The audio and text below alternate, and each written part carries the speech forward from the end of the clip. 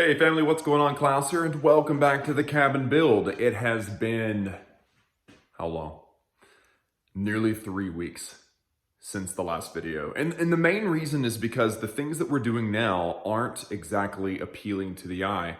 I mean, they are, the finishing touches. Like this guy right here and this guy right here. They're finishing touches, but they take a long time. So wiring, plugs, switches, light fixtures, it takes forever. And then doing little detail work, like trimming out windows and things. I mean, it just like, sure, that looks really nice, but I mean, just trimming that window took like an hour, 30 minutes, something like that. So it's stuff that takes a long period of time.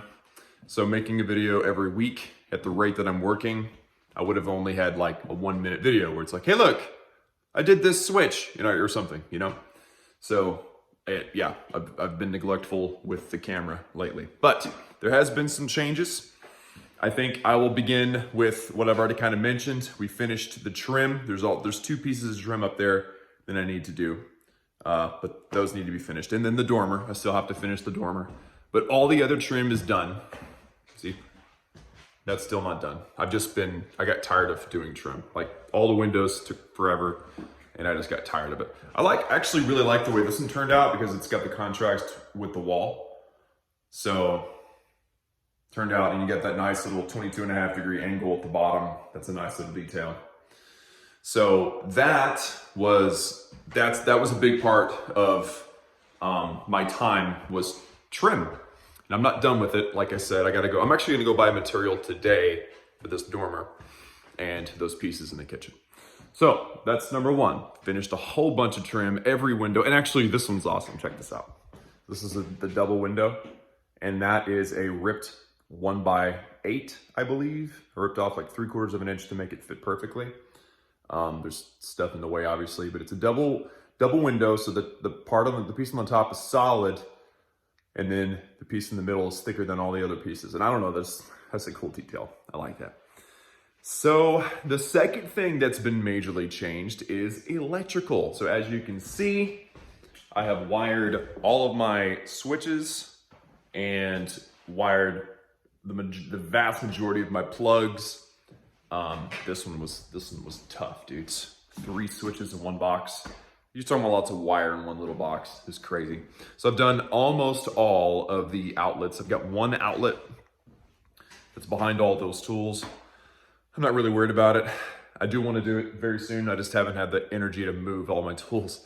And then I've also got several GFCI or whatever they're called that are going to be on particular circuits back there. So, and I'm going to be determining whether or not my notes were right. Because what you do is you put 1 GFCI and then all of the plugs or outlets after it that are chained after it are protected by that same GFCI ground faulting. So I got to make sure I've actually done my homework right, because you never know. Also, we have done light fixtures. So this is a detail I'm sure you guys have seen. But these light fixtures are awesome. They're just so cool. I love them. They turned out so nice. I don't have any light bulbs, so I can't show them off. And they're not obviously they're not wired to the main yet. But yep, that light fixture has been installed, and so has this one in the bathroom. So that looks awesome. And I also did the vent. So that baby took like half a day just because it's intricate and the screws weren't very good. So, but we got it up there. It worked out. Special shout out to my worker, by the way. I've shown him how to wire like basic stuff. So he has taken the burden off of me to do like all the different outlets. But like in the bedroom, there's 2 on each wall. You can see them there, and then there's 1, and then, okay, there's only 1 on that back wall, but there's a door there, it's fine. And then 2. Okay, there's only 1 on that wall, 2, interesting. How many outlets is there? 2, 4, 6. That's pretty good for a bedroom. Now for the finale. Well, okay, not the finale, check it out. So like, dryer outlet, Washer outlet with GFCI protection. Got this all hooked up. Had to fix a mistake. Gonna have to patch that. I didn't label which wires these were. I didn't label any of those, so I don't know like which one is the hot to wire this switch properly, or which one's the light fixtures. And you can see here, I've got my light fixtures up there. I didn't really bring any attention, I guess, to the recessed lights. Check it out. See? 1, 2, 3. There's one on the other side of the dormer. 4, 5, 6. And then same thing on the other side. 1, 2, 3, 4, 5, 6. And then we have one in the very dead center and above the kitchen. It's pretty awesome. Oh, also, this is kind of a cool little detail. So we had them, I ran a wire from the garbage disposal, which we're not going to have. So it's going to be just a plug that's just sitting there. So I branched off of that and ran a wire through the floor underneath where this cabinet was going to be. And then we ended up being able to put in a plug here. And then I wired a branch off of that, and it comes around to here. Now I haven't put the faceplates on yet because I wanted to get a bigger faceplate, but outlets in your islands is a huge detail. Those plugs will be the most used plugs in the kitchen. Guaranteed. So that's all of the electrical, I think, that's new, except for the grand finale of today. And yes, I have a smoke alarm in the bedroom as well. So we have a smoke alarm, CO2 detector in both the bedroom and the hallway between the bedroom and the exterior. I'm following code as best as possible here, guys. The finale. You know what? Let me go outside. This is kind of the better way to show this. And this video is gonna be longer than I expected, but you know, I guess that's what happens when you don't film for nearly 3 weeks, right? Have you guys seen these steps yet? I think yeah, I did show you guys that. I don't remember. But yeah, we have stairs on the front and the back. But okay, so do you guys remember, I'm backing up. Do you guys remember how the property was set up? The RV was parked next to the cabin, right? Well, we had to turn it. And I know I mentioned that several different times, different videos, but we had very grateful for the previous owner of the property to volunteer to help us move that. But essentially, we got the RV, we pulled it out and backed it back in. So rotated it 90 degrees. And we did that for a specific reason. We needed to do some digging, and this was really like a major part of the 3 weeks that I've been gone, that you guys haven't seen me. And that's because we dug a ditch. Yeah. We've dug the ditch and we've connected all the utilities. It feels so good. Look at this. Okay. So, clean out for the septic for the RV. There was a clean out already there. That's the existing clean out. We just cut off the second clean out and extended it and connected to the existing septic system that we built on the cabin. Water is ran, electrical is ran. That's that one right there that goes up in there. And then internet also has its own conduit. So we have 4 different conduits going to the RV, or not conduits, not necessarily all of them are conduits, but 4 different pipe-ish type things are connected to the cabin, and it is awesome. So we obviously haven't filled in the hole completely because we just got tired. Yesterday was a big day. Yesterday was actually the day that we pulled the electrical. So right here we have, there's your septic right there. Electrical is the only one that goes up real high. Internet is just kind of loose in there. I'll be stapling everything up high. And then there's the water. We have a water hose spigot. And then right next to that, that is the main water line, 3/4 inch water line that goes up into the house and into the system that you guys have seen before. So that's why I wanted to bring you guys outside, because it is actually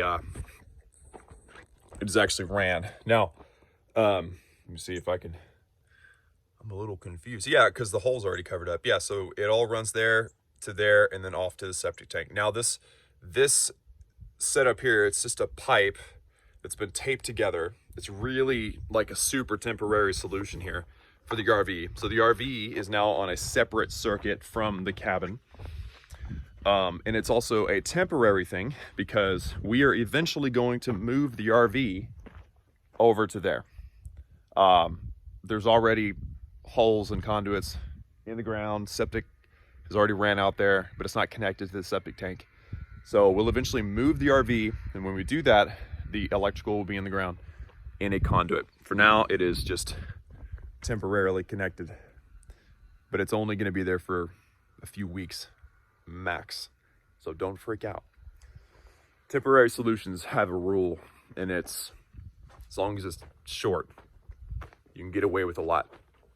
That's my opinion anyway. So, to finale this video, for sure finale, to finish it off well, I'm going to flip a switch. And this will be the third time I've flipped this switch. First time was to make sure it worked. Second time was to show my wife yesterday. So, see if I can get this on camera here. Oh, you know what? Check this out. I'm gonna flip this switch. You see the flicker? Yes! Lights, baby! Lights. We have lights. We have lights in the cabin, and it has begun. Yep, so the breaker box is done. Not done, it's like the main is done. Let me show you. So, you gotta be careful obviously because this stuff is live, but the beasts, these beasts, get out of here wire. This beast here and this beast here, those are 1 AWG, number 1. This yellow is 12, and the smaller the number, the bigger the wire. And then of course you have your neutral here. That goes into the wire. It can handle up to 130 amps. That's a 125 amp breaker, or breaker box. And this here, and this here are the switches to the doors. So like the back door, the front door.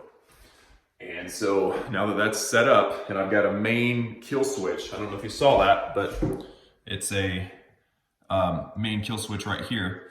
I can kill the power to that, or the whole cabin is on a 125 amp breaker on the outside panel. So I can kill the power literally to the main big wires and work on this without any risks. It's fantastic. So I'll be wiring up all the breakers. That's going to be a project that I do either today or tomorrow or this weekend or something. And yeah, we also have water, but the problem is we have my water system here. So you guys have seen this. This is the main water coming in. It goes through this valve, which is off, and then it'll come, the cold will come into the water heater, which will be here, and then go out as hot water through here. And then of course the cold is also out in that direction. So we have cold and hot running in this wall. It goes down to the floor and then over, and then, you know, into the washer and to the bathroom and kitchen. So I have water up to this valve right now. If I hit this valve and turn it on, I'll get wet, probably. So I can't have water until I get a water heater, which is fine, I don't need it. The septic tank's working, the septic system's working. I've already ran water into everything to make sure the P-traps were full of water. It does not stink in here, which is fantastic. It did stink. And the reason why it did is because we forgot, we didn't technically forget, but we didn't have a P-trap on the washer. You're supposed to have a P-trap on the washer, I recognize that. But we actually connected the P-trap from the washer in the kitchen, in the shower. We hooked up on the same P-trap under the house. And that didn't work because there was a vent between the two. And so bad smells were going through the septic, up one vent, and then down that vent, and then out the drain and out the washer drain. It was crazy. We were like, why does it stink? What's going on? And then we both went, oh. So we had to tear it all apart and redo it, which was also a big delay and why it didn't look like a lot of progress has happened. And I haven't mentioned the ACs are here. We'll be installing these Mysticool mini splits.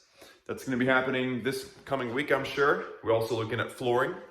So a lot going on, guys, But I think the most exciting thing ever is that we have power. So now I can get these plugs active and start like running machinery from the power in the cabin instead of having to run a 300-foot extension cord from my office or from the RV.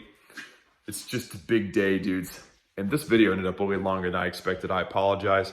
But I hope you enjoyed today's video. A good update. Electrical's done. Not done, but the main electrical's done. And we have many, many things that we have going on. That's really, really exciting. Oh, and I forgot to mention one thing. I am currently researching grounding rods because obviously if you have a panel, you need a ground rod on the outside. I have the wire already. I have the way to connect it. I just need to drive it. And if anybody knows any, I'm in the middle of researching that because it's not like a super crucial thing to have done like today, but it'll be something that we work on probably tomorrow. So information in the comments if you guys know anything, but I'll be asking around and reading the code book and all that good stuff. So I don't think I missed anything. I think that's it. I don't want the end of this video to drag on, but I just want to make sure that I'm not missing anything major. So just give me a quick second to scan the room. Oh, get this, the internet wire. You can see it. I've showed you guys this before, but if you look, oh gosh, right there. Okay, you can see it. That's the electrical wire right there. In the previous system setup they had a junction box for the internet wire. We ran it from that spot all the way to the breaker box and then above it where the internet box is. That's like a 220-foot run, one wire. The maximum you can get without a booster is 300 feet. So we made it, but one solid wire all the way to the middle of the cabin. It was awesome. The power of pulling with a string, just amazing, just absolutely amazing. So anyway, that's all for me today. I'd love to hear your thoughts in the comments. Inspiring thoughts, inspiring things, motivations. I've struggled through motivation during this project, as you guys know, but it's rejuvenated now that the lights are turned on. It's so good, so good. Thanks guys for watching, and I'll see you all next time.